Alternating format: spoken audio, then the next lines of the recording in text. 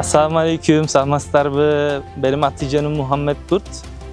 Safat Bilim Veri Mekemesi'nde okuyucu işleri, bitirci işleri, canacatıkhane işlerin koordinatörüyüm. Kırgızistan boyunca.